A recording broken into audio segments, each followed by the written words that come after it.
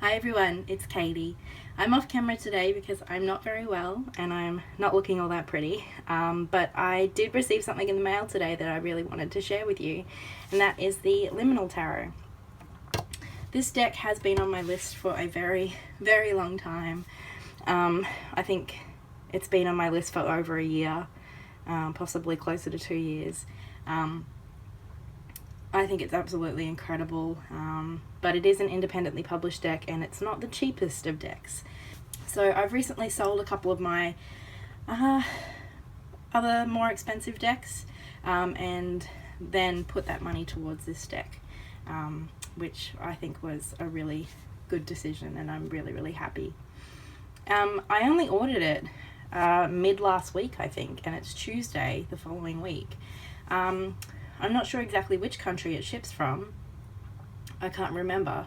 Somewhere in Europe, I think. And it's arrived already. It was extremely quick. Penelope actually emailed me that she'd posted it like an hour after I'd paid for it. It was ridiculous. So, normally when I order a deck from overseas, I expect to wait at least 10 days, sometimes up to 6 weeks, really depending on what it is and where it's coming from and how it's being posted. I have already opened it and had a bit of a look through, and it's absolutely stunning, but I really wanted to show you because I know that this isn't a deck that a lot of people have seen. So it came with this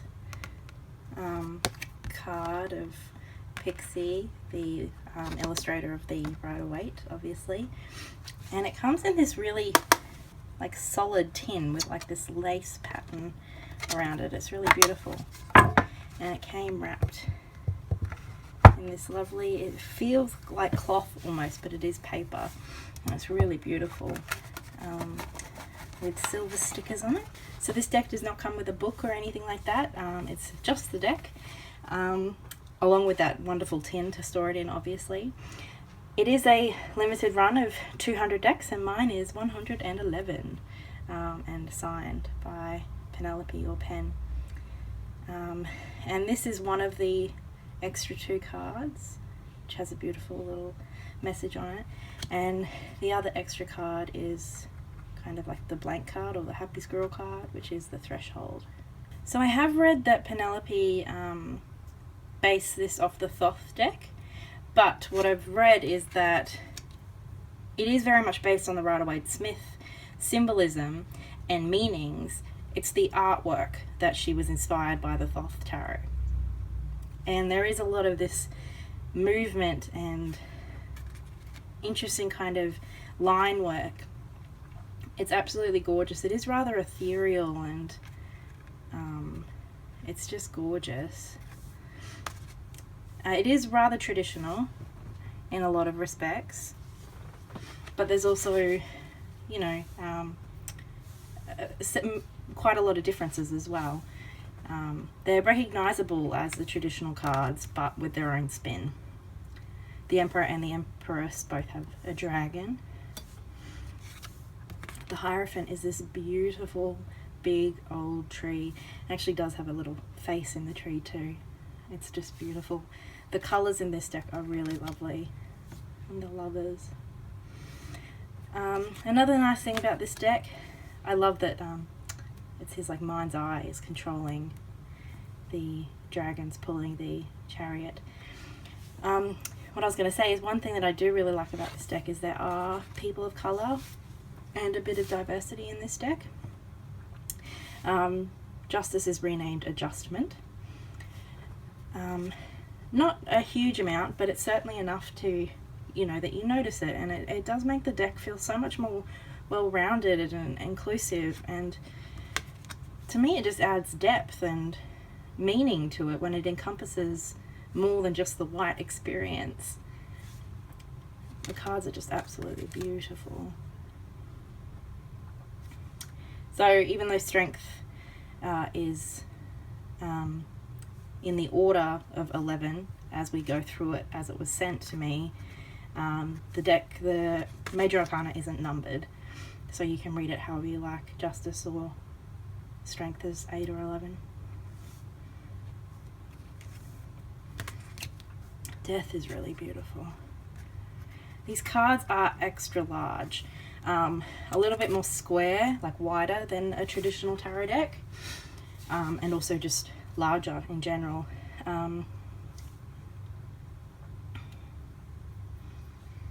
They do have, it's not a gloss, it's just more of a shine. They don't feel plasticky, but they don't feel matte. I really quite like the cardstock, and I really like this devil too.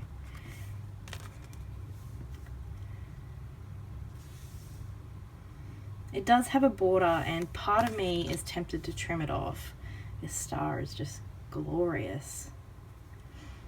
But I know that there's no way that I will.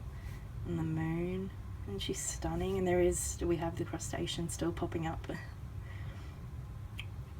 Yeah, there's no way that I will trim it, just because I do feel like, even though I don't consider myself a collector, if any decks, there are a couple of decks that kind of feel like collectible decks to me, and this would be one of them.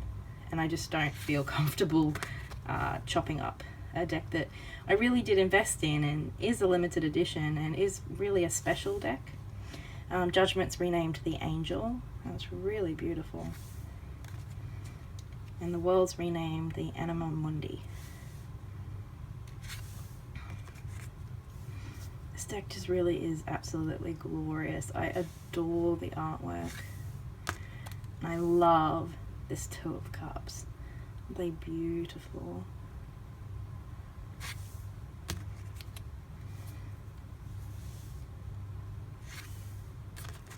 This Four of Cups is interesting. And we got some kitties. So as you can see, like, all of the traditional Rider-Waite meanings and even a lot of the symbolism is there. It's just done in a different artistic, it's just done in a different artistic style and with some of its own representations as well. It's a beautiful, cute little card.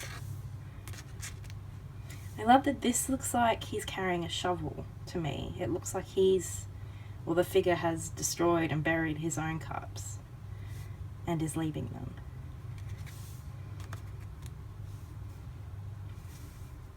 And it's quite traditional, although we have a female figure. And the 10. The courts remain the same, although I think all of the pages are depicted as feminine characters. The Queen is gorgeous.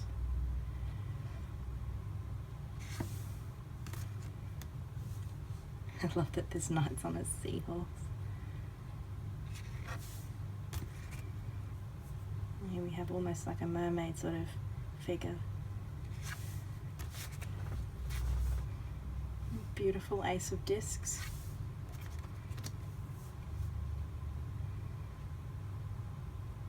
Some purple hair. This one creeps me out a little bit just because it reminds me of an episode of Doctor Who with the devil, if anyone's seen that, with the writing all over him. I'm sure I'll move past that soon. I love this card. You know, the coins down here are enriching and nourishing so much of this growth around here, like the roots are kind of coming around and being like absorbing nutrients from these coins, but he's just weighed down and completely trapped by these coins so that there is no enjoyment for him. I think it's a really powerful image. It's being chained to these coins that he was buried in the ground. Another rather traditional but very beautiful image. I really like this depiction of the Six of Discs. Often we see a man weighing out and giving some money to some beggars. And I often struggle with that card because some people say it's, you know, giving in a balanced way, which is one aspect of the card, but the other aspect of the card to me is a lot about status quo. And I really see that a lot in images such as the Rider-Waite Smith deck, whereas this one doesn't have that so much. It's got, and I love the lines that just you really feel the violin, the sound of the violin. It's beautiful. 7 of discs. Again, rather traditional, but very beautiful. I love this one, it's so colourful. 10 of discs. And the King of Pentacles. I noticed that he doesn't have any shoes on. I really like that. Queen of Pentacles. Knight. This truly is just one of the most beautiful decks, and it just looks so readable to me. Love that she's got what appears to be the Wheel of the Year sort of depiction in her coin there, and a little artist's palette. She's just gorgeous. I love this Ace of Swords. I think it's perfect. This Two of Swords is interesting too. I can't really hold it up because I'm rather shaky today, but this part of her dress is actually another woman reflected. Like, this is her head and this is her dress. This is her head and this is her dress. It's rather strange but interesting, and they're each holding their own swords as well. 3 of Swords, very traditional but very beautiful. It almost reminds me of the Taramuha, just I think the colours and the flowy, beautiful lines. I love this 4 of Swords. 5 of Swords is quite powerful too. We get that sense, you know, of winning, but at what cost? These guys at least have some friends. They have each other. This person has one, but doesn't have anyone to share that with. This 6 of Swords, I think, is just gorgeous. 7 of Swords is very pretty. Very watery colour, almost. 8 of Swords. Again, we have quite traditional meaning in terms of the symbolism, but just done in a different way. Here, this person is trapped, but there's a door that if they turned around and had a look, they could leave quite easily. 9 of Swords. And the 10 of Swords. Quite a powerful image with some dead seagulls there too. The King of Swords. It's very regal. I love how he's up in the clouds. I love the Queen of Swords. Her throne is made out of books. That is just fabulous. She also has an owl as well. It's just gorgeous. I love these lines and the movement with the Knight of Swords. And the Page. Ace of Wands. The Salamander.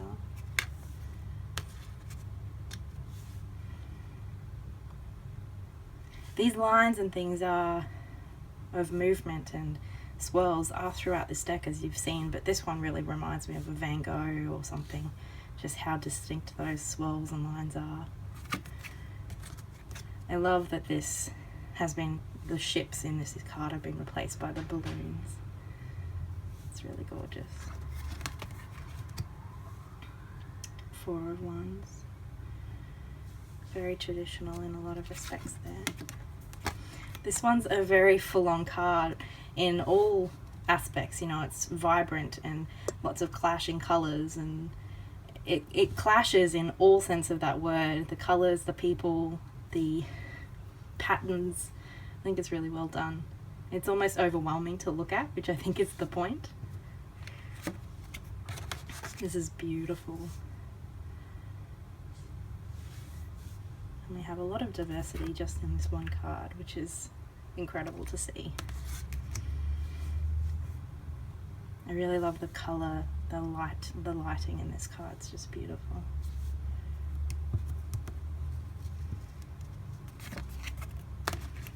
Eight of Wands. We certainly get that feeling of movement, don't we? Nine of Wands. And the Ten of Wands, he's walking along a hot coal. Really adds another layer to the burden and the oppression of this card. I love this King of Wands. It's so red, but then he's got this beautiful purple cape, just so regal, so royal. And then she looks a bit like a party animal, doesn't she? It almost looks like she's holding a disco ball. I love it. Knight of Wands, very fiery indeed. And the Page of Wands. I think she's beautiful. She almost looks like a candle flame. And of course this is the backing. So it's reversible. It's very similar to the border on the front. Perhaps just a little bit more like darker. So that's a quick reveal, look at the Liminal Tarot, which I'm so happy to have, and I can't believe how quickly it arrived, and it's met and surpassed all of my expectations. I'm so happy to have it. So I hope you enjoyed this little look through. I'd love to hear your thoughts in the comments below, and hopefully it won't be too long before I'm back in front of the camera. Much love to you all. Bye.